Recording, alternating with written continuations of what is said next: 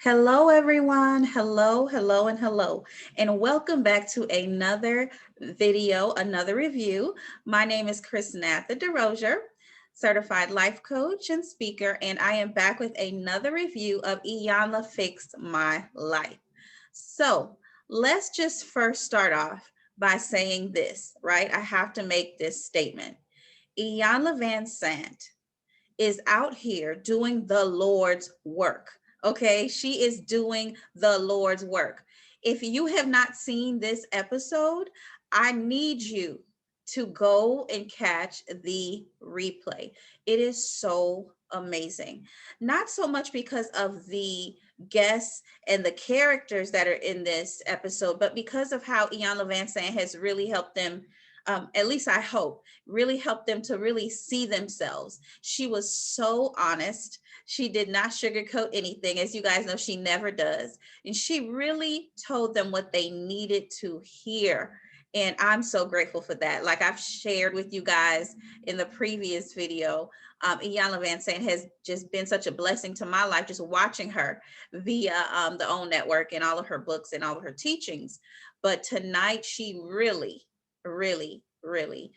helped this married couple who, man, they really needed her help. And so I'm going to break down the episode and then share some of my thoughts with all that was shared, with the assignments and activities that they had to take part of. And so go ahead, sit back, relax, and let's talk about it. Let's go ahead and talk about it.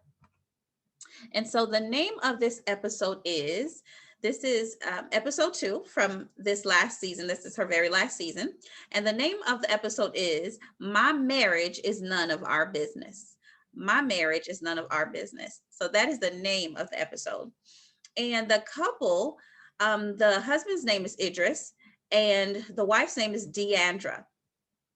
And so when they came into the home, they were blindfolded. They came in one by one, they were blindfolded, right? And so when they were blindfolded, there were 3 doors placed in front of each of them. And the door that Idris, the husband, had to choose from once he took his blindfolds off were I married the woman of my dreams. The second door said, I made my bed and now I have to lie in it. And the third door said, I married a nightmare and I don't know how to get out. And he took off the blindfold and he chose the door that said, I made my bed and now I have to lie in it. He did not choose, I married the woman of my dreams. Okay, so keep that in mind. And then Iyanla gave him a basket of lemons.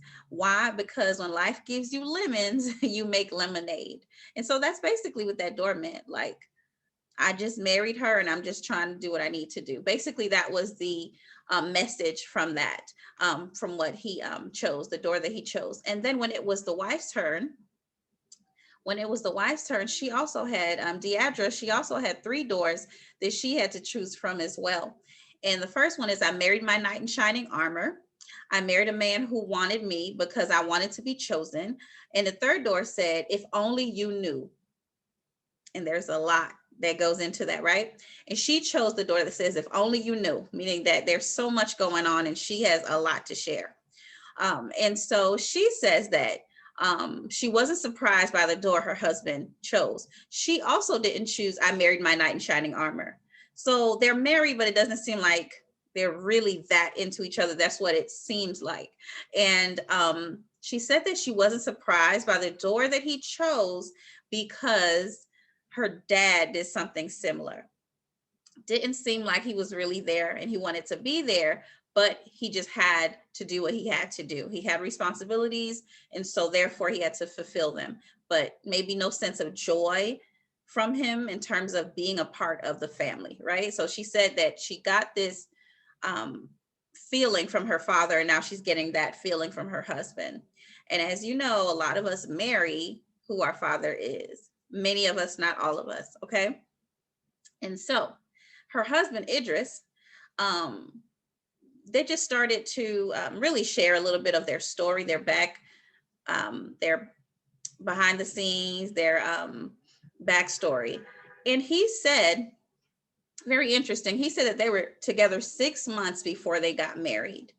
I know people who've actually been together 6 months and gotten married and have had good marriages. Doesn't mean they didn't have issues. but they weren't as dysfunctional as this couple here. But I also know people who were married after a long period of time and it didn't work either. So it's kind of like a toss up, but I think it's always important to take your time to get to know somebody and really learn that person. Of course, you'll never know everything, but really get an idea of who they are as a person, not just as your boyfriend or your fiance, but just as a human being, right? And they only knew each other 6 months and they got married. Okay, so all right, guys, I hope you're sitting down. When I heard this, I had to take a seat. They have 11 children together. I had to exhale, right? 11 children together.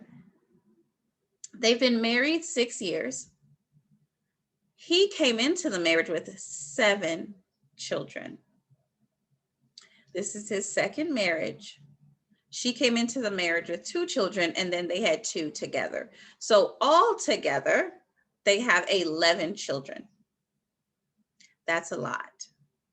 That's my opinion, of course. But I can see the level of stress and strain. You know, you have the kids. She's, I believe, a stay-at-home mom, and then he has a business that I believe the business might be not doing so well as well. So there's a lot of breakdown. There's a lot of things going on in this relationship and within the family, at least that they've shared. One of the activities that Iyanla had them do is sit on their marriage bed, right? So it was a bed that they both sat on because she asked them, are you here to heal your marriage or are you here to heal your business? They both said, we're here to heal our marriage. And so they both sat on the same bed. It was a really hard bed, but that was intentional. So they sat on the marriage bed together, and he expressed that he wants to run, but he can't because he has responsibilities. He has kids, they have a family, but he wants to run. And so it made me think, is this what he did in his first marriage? It got tough. He had those 7 children with his first wife. It got tough, and then he wanted to run, right? And so there might be a pattern of running. And it's important to know the dynamics of someone as it relates to relationships before you get married to them. I am not married as of yet, so I'm not an expert about relationships whatsoever. I still have a lot to learn. However, I do believe it's important to find out the dynamic of how someone dates, their dynamic in their relationship. If they've been married before, what's that relationship like now, right? Because this will mirror itself in your relationship. There are going to be some things that are going to be reflected in this new relationship with you. And so that's important to know. So he wants to run. It sounds like he may have done that in his first marriage too. Will he stay with her? He says yes, of course, but I don't know. She did reveal that before coming to the Iyanla show, her husband expressed that he wanted a divorce. Once again, this is his second marriage. Did he run from the first marriage? This is important. We need to know this stuff. Why? Because that means history repeat itself. That means that's how he dealt with pressure. And that means that the way somebody does anything is the way they do everything. Now, some people don't agree with this. I feel like this is true, but I look at people's patterns. You can tell me whatever you want to tell me, but I look at what you do. And even then, I have to kind of really look into what you do, right? Because I believe the way you do anything is the way you do everything. And I think this is going to be applied here in this situation. And so she said that he decided to stay with her. We'll see over time if that's the case. So yes, he expressed he wanted to run. Then he said the difficulties, if the difficulties were gone in the relationship, he would stay. My thought is, when will there be a time where there won't be difficulties in your marriage, whether it's with this particular wife or if you leave her and marry a third wife? When will there be a time in any relationship where you will not have difficulties? Will you continue to leave and run, leave and run, leave and run? The way you do anything is the way you do everything. And Iyanla said something that was really strong, and I'm sure it was hard to hear, but I'm glad that both Idris and Deidra, they were very open to what Iyanla had to say because she was being honest with them.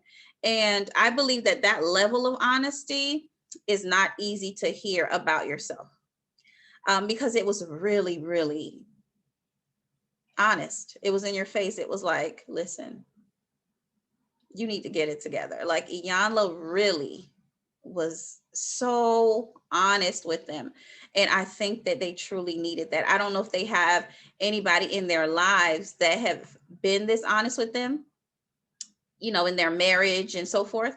And so I'm really happy that Iyanla really held their feet to the fire, and she was really honest. But she told the husband Idris that he was an underdeveloped man, and I was like, whoa, that's pretty heavy, right? She said that he's underdeveloped. And at first I was kind of thrown off because I'm like, how you going to be in the man's face, right? Telling him that he is not developed. But as I began to really listen to what was going on in their relationship, how he responds and so forth, I agree that she married an underdeveloped man. And I'm sure that that's really hard. I'm sure that that's really hard to grasp as a man and as a woman. Like, wow, I married somebody who's not prepared, who's not ready for a serious relationship. If you guys see me looking down, it's because I have some notes, right? So I'm sure that that's not an easy thing to grasp, right? And so, but that, I believe that that's true, because like we see, he runs, and that's not how you deal with difficult things. You stick it out. Another thing Iyanla pointed out is that they don't have any type of accountability. They're not part of any type of communities that help strengthen their marriage, and they're not actively practicing in their faith. And so there's just no accountability, right? And so that was an important thing that she mentioned, and that she also had them write prayers for one another, which I thought was really, really great. And the husband seems like he wants to make it work. Maybe he doesn't know how, but he seems like he wants to make it work. So that was really good. They got some big financial issues. The wife mentioned they haven't paid taxes in a couple of years. I mean, it got really personal really quick. And so they have a lot of, she called him disorganized. She called him lazy. However, there's some level of your spouse that reflects you in some way. And it's your spouse, right? Y'all chose each other. And so there's definitely some breakdown. They have a lot of work to do. I hope that after this show, that they will continue to do their work and not think that it stops here. They have a lot of issues. So they said they wanted to stay together. And so therefore, Iyanla says if they want to stay together, of course, they have work to do. Whether or not she should have married him, that's none of my business. But I'll just say, for me, as somebody looking to marry one day, it's important that in my decision making, that not only do I do my work, but that I'm also really getting to know someone, right? Really getting to know somebody, and to find out what are their relationships like with other people in their lives. That was another question that was asked. That's important too. So it was really, really, really good. Overall, I encourage you guys to watch the episode. Iyanla also said that the marriage is never destroyed from the outside. They are always destroyed from the inside out. And so my question that I had was, if marriages are destroyed from the inside out, why do most people go to the external to fix or find a solution for what's broken on the inside, right? Going outside of the marriage to find solutions of happiness and joy if the brokenness is on the inside. And so that was just a thought that I had. But that was an incredible quote. And it was an overall amazing, amazing episode. So once again, I'm encouraging you guys to go and watch it. We can learn from these people. It's not about picking on them. It's not about feeling like we are better than them. It's all about, what can I learn? Is there any parts of me in this person? And if so, how can I take from this, apply change in my life so that I can become a better person? So guys, I hope that you enjoyed this review. Go ahead and subscribe, like, comment, and share. And I will be back with another review for the next episode next week. But until then, be well, and I'll see you really soon. Take care.